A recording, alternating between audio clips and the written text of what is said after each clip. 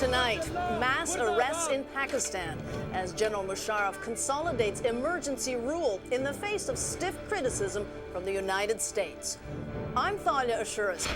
You think the show is not funny now. Wait till the writers go on strike. TV and screenwriter contract talks go down to the wire, raising the threat of a strike when the clock strikes midnight. And a war of words over a Cold War relic. Should a symbol of oppression be saved?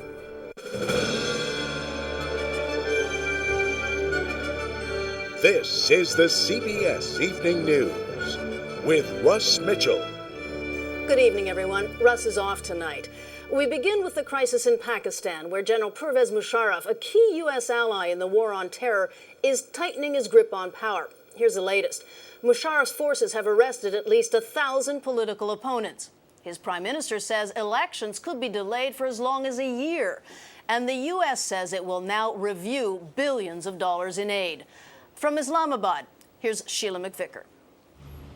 Tonight, just over 24 hours after Pakistan's military leader imposed emergency rule, streets in the capital are closed off, the route to the Supreme Court blocked. Independent news media remain silenced. Criticizing the president or the prime minister is now a crime. Police are carrying out waves of arrests.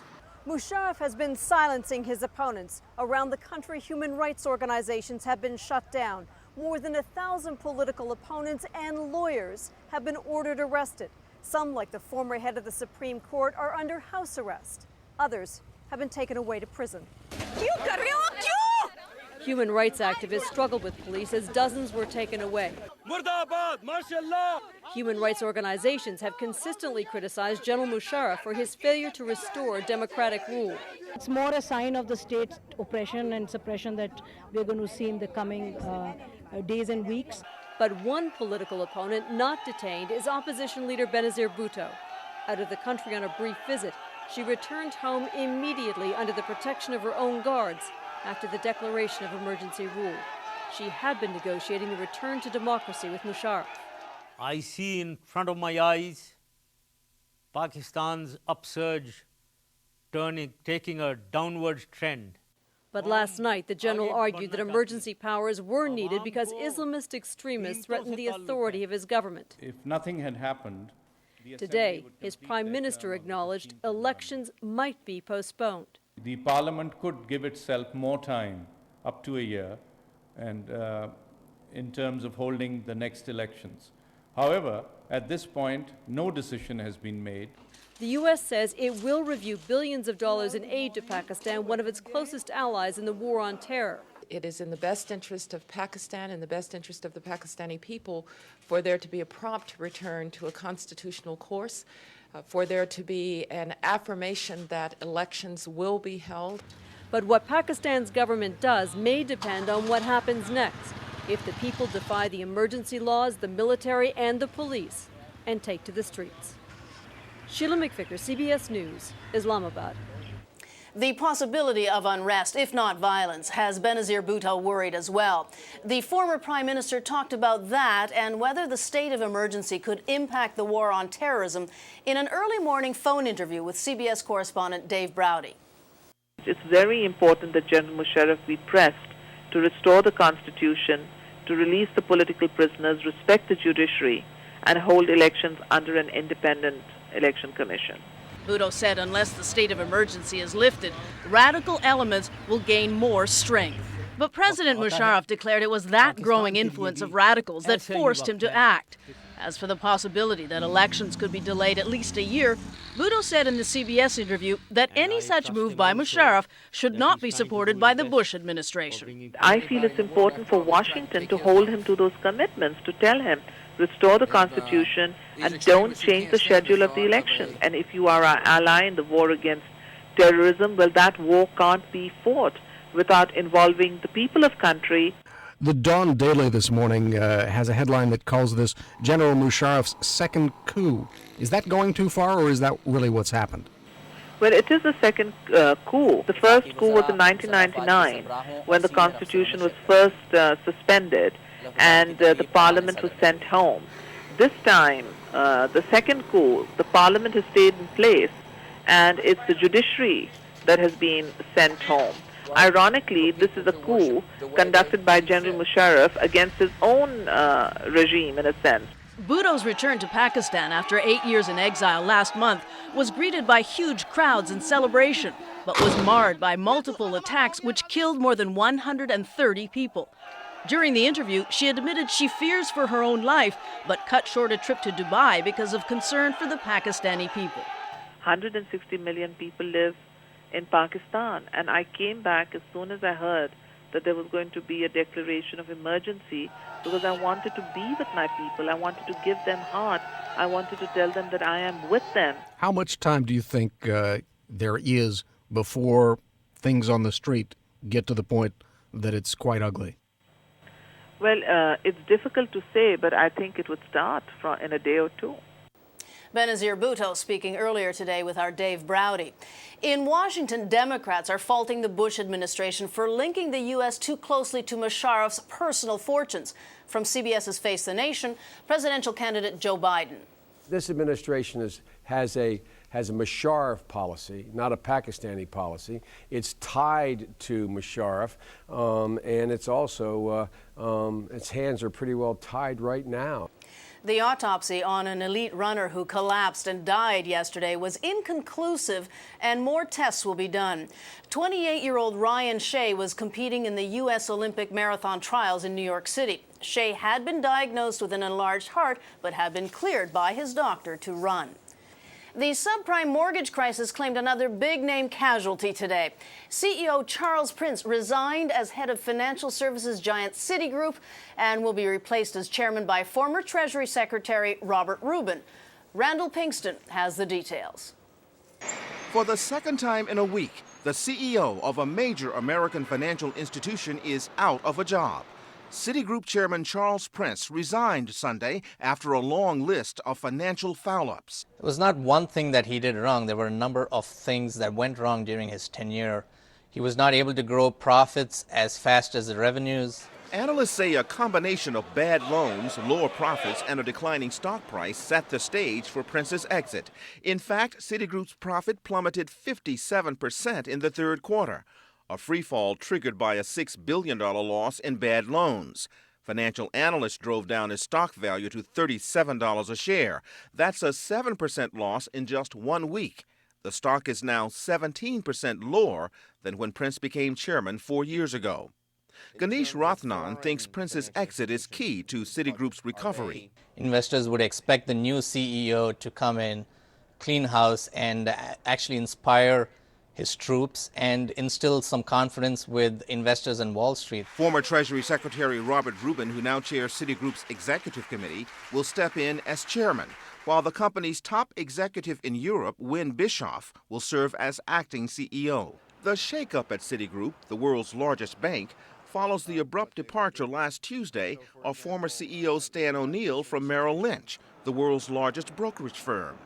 While both firms lost billions, analysts insist the damage isn't fatal. These financial firms are not on the verge of bankruptcy. So the market is essentially saying that these firms, while still solid, are not as solid as we thought they were, say, 2 weeks ago or 3 weeks ago.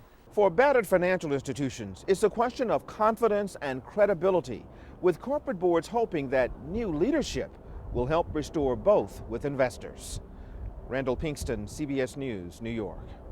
Still ahead on tonight's CBS Evening News, high drama. Hollywood writers could go on strike tonight. And later, controversy over conserving the Berlin Wall. A federal mediator met today with movie and television writers and the studios ahead of a planned midnight strike by the writers. It could be the final scene before the first Writers Guild strike in almost 20 years. Bill Whitaker reports. Late night jokes aside, You think the show's not funny now. Wait till the writers go on strike. a writer's strike is no laughing matter if you're one of the Hollywood folks who make TV and movies, or even one of the audience who enjoys them. You think about it now, you fly on an airplane, you see TV shows. You go into a music store and you see DVDs of shows from 10, 15 years ago. We would just like to get paid for the work that we do. Stop being such a jerk. Like almost everything in Hollywood, this is all about money. Writers now make 3 to 4 cents from every $20 DVD. They want to double that, as well as divvy up profits from new digital technologies, like downloading shows and movies to computers, iPods, or cell phones. Claiming their profit margin is slim already, producers and studios call the whole DVD issue a complete roadblock. We have to inflict as much damage as we can as quickly as possible in order to get this thing over. The last time the writers went on strike was in 1988. It lasted 22 weeks. The industry lost $500 million. If writers strike again Monday, the first to go silent, the daily parodies and late-night talk shows. Those are obviously taped the same day they air. The writers go off, you don't have a show. To guarantee that no scripts are stolen or slipped under the table during the strike, the Writers Guild wants all writers to turn in all of their unfinished work to the union. Striking is one thing, says TV and movie writer John Ridley, but handing over his script, even to union brothers, is something else. But the idea that whatever I'm working on, whatever I'm writing, that I need to take to the Guild building and have reviewed and processed and stamped, it's not going to happen. The studios say they have enough movies in the pipeline to withstand a strike. The networks say they can hold out until next year with the scripts and shows now in the can. After that, it's more game shows, more reality shows. Jamie, the job is spoken. With writers and producers locked in a real-life version of Survivor. Bill Whitaker, CBS News, Hollywood. Just ahead on tonight's CBS Evening News, a new issue in Fred Thompson's campaign. Sounds like an episode of Law & Order.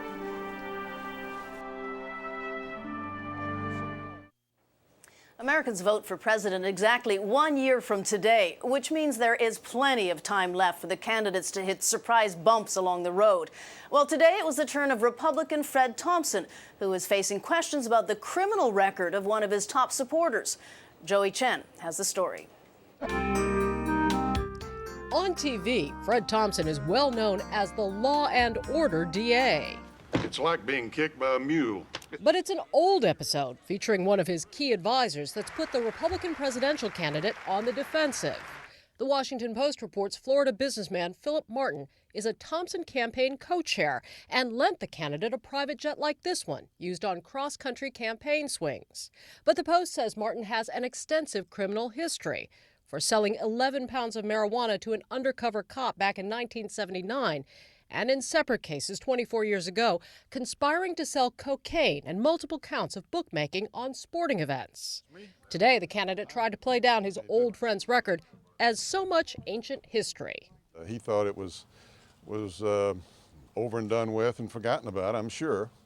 But of course, nothing is ever over and done with and forgotten about in this business. True enough, Democratic contender Hillary Clinton gave back $800,000 after reports surfaced about the criminal history of one of her top fundraisers, businessman Norman Shue.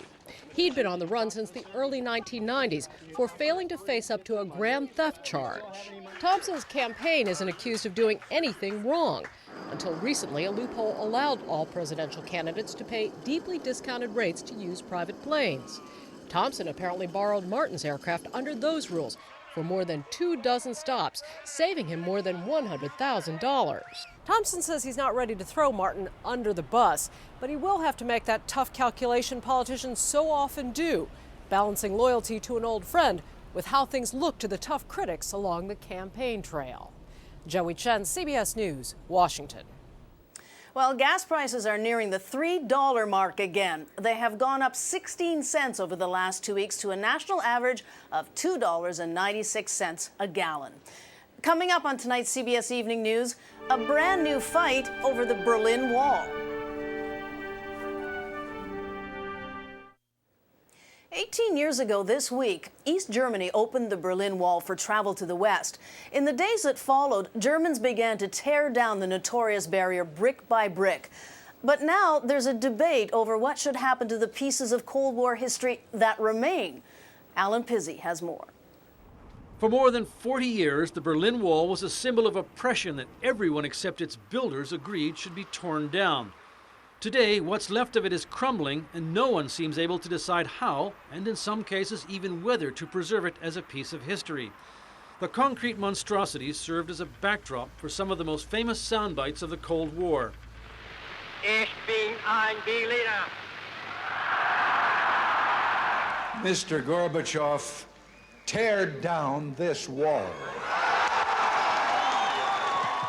But opinion is divided even among those who want to save the remnants. I don't think that the evil wall should be nice and tidy and completely new, as some people just ask for. The most famous part of what communists called the anti-fascist protection barrier is the East Side Gallery.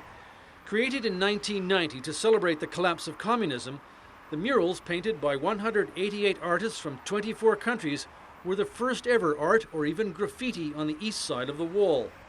The gallery was declared an historical monument in 1991, but even that status is not enough to protect it from the ravages of exhaust emissions, the weather, even tourists chipping off pieces to take home as souvenirs. The dispute is over whether the paintings should be protected as they are now or redone. Some of the original artists are dead, and those who are alive would not be able to recapture the enthusiasm and spontaneity of the moment. And then there is the problem of who will pay them. The city needs plenty of civic work, and the local council says it cannot afford the estimated $4.5 million it would take to restore or preserve what's left of the wall. Professor Cromer doesn't buy that argument. It's just necessary to repair those areas and those portions of the wall which really have a problem. Such is the wall's mystique that even today it draws tourists. And I think people all over the world know the story of the Berlin Wall. To me, it's kind of like a coral reef. It's just a huge part of history. Few, if any, of the East Germans who attacked it in a frenzy of newfound freedom could have imagined that nearly 2 decades later, there would be a raging debate over how to keep the wall from falling down. Alan Pizzi, CBS News, Berlin. We'll be back. Finally, archaeologists in Egypt unveiled the mummy of King Tutankhamun today, its first ever public display. King Tut, as we've come to know him, was buried more than 3,000 years ago in a golden tomb, which was discovered and opened in 1922. For the record, Tut was 19 when he died. He stood 5.5 feet tall, and he had an overbite. And that's the CBS Evening News. I'm Thalia Ashuris, CBS News in New York. Good night, everyone. CBS News. Experience you can trust.